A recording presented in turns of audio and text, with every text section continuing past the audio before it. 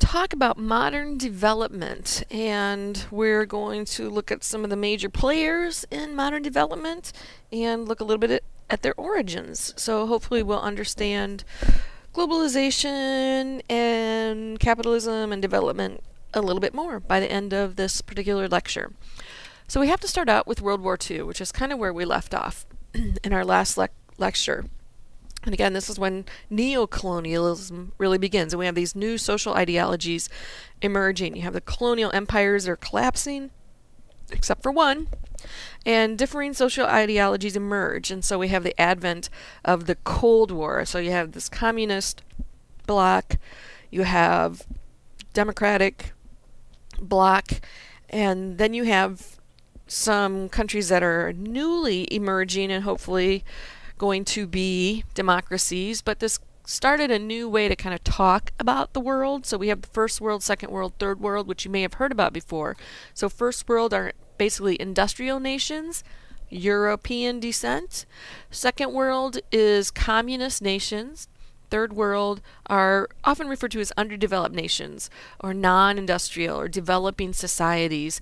Today what we start to see more of is reference to the global south. As you can see, the majority of the third world is in the global south, and the majority of the first and the second world, or the developed nations, are in the north. Now obviously there are a few outliers, but in general that pattern does seem to hold. So what do we do with all these nations? That really became a discussion even before World War II ended. And we actually had Roosevelt and Churchill getting together with economists and so forth to try to figure out what to do. In 1949, Harry Truman kind of ushered in this era of modern development. It was kind of a formal announcement, even though things had been going on behind the scenes for quite a while.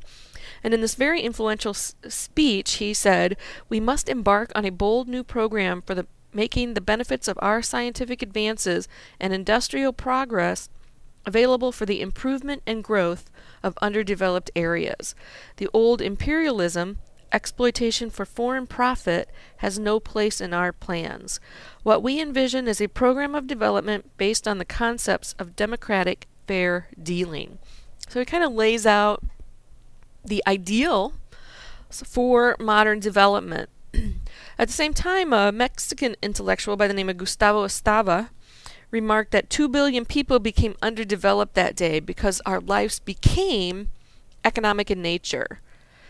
So Esteva said, "They ceased to be what they had been and became what the minority in power believed them to be." And you know what? A lot of people bought into this. So this kind of sets us up then for modern development. So the goal was to make these underdeveloped countries developed, make them modern, and that was the ultimate goal of the Western world. Now the Western world, and particularly here we're talking about the people in power, believed that the underdeveloped countries were at an earlier stage on a universal path to modern society. And again, we've already talked a little bit about what that definition of modern is, but part of the problem is that there's this safety mechanism built in for the countries that are already in power, because they are the ones that define what it means to be modern. And since modern constantly changes, they're always going to have countries that are not modern or less developed than them. So again, it's a way to maintain their power while at the same time promoting this idea that, hey, we're trying to make people's lives better. So it's kind of an interesting thing. Can you really make people's lives better when you perpetually put them in a catch-up mode? And this is straight out of 18th century philosophy, primarily social Darwinism. I have unilinealism here because we often talk about it that way in anthropology, but social Darwinism was not developed by Charles Darwin. It's actually a guy by the name of Herbert Spencer in 1860, so it was after Origin of Species was published. But he took kind of this basic idea of organisms competing for resources and applied it to society. So here we have that socially, countries are basically competing with one another. So those that are well off or control all of the resources have this inherent right to take whatever they need because they can. So it kind of undermines any kind of moral authority that might have been operating and the robber barons, which we see in this kind of graphic here, kind of took the place of the conquistadors, which we can see in the little inset. So everybody else is kind of bowing and scraping to the robber barons, where we see indigenous peoples and peasants had been bowing and scraping to the conquistadors and monarchies. So again, we're starting to get into that more economic nature of colonialism. What this ideology does, though, it kind of ignores the fact that there's always been these kind of national and international dimensions. I mean, obviously colonialism is all about international dimensions, but we do start to see some changes because post-World War II couldn't mimic that earlier colonial period development. So why? Why couldn't they do that? Well, it was impossible to replicate European expansion by exploiting resources and labor of other societies. It'd simply become too savvy for that. So we're going to see how people kind of overcame that. And here again, we're particularly talking about peoples in power, including corporations. What we start to see is two main ingredients to development emerge to kind of organize this economic growth. And these two ingredients are the nation state and kind of the nature of economic change. So we want to look at the nation state first. And the one thing we're talking about is you have to keep in mind that nations are arbitrary. These are arbitrary territories. The lines might coincide with some type of natural feature, but not necessarily. These are politically defined systems based on some kind of government-citizen relationship that emerged in the 19th century. So again, U.S., totally arbitrary borders. Canada, arbitrary borders. Kenya, Tanzania. What happened there is Kenya and Tanzania, those borders split the Maasai. So now you have a cultural group that split into two nations.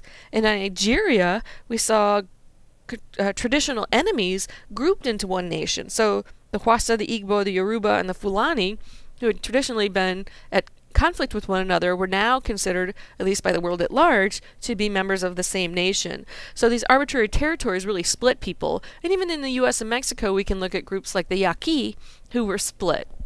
And they don't necessarily recognize the border, although they're forced to, but they don't think they should have to because they have peoples living on both sides of this kind of arbitrarily drawn border.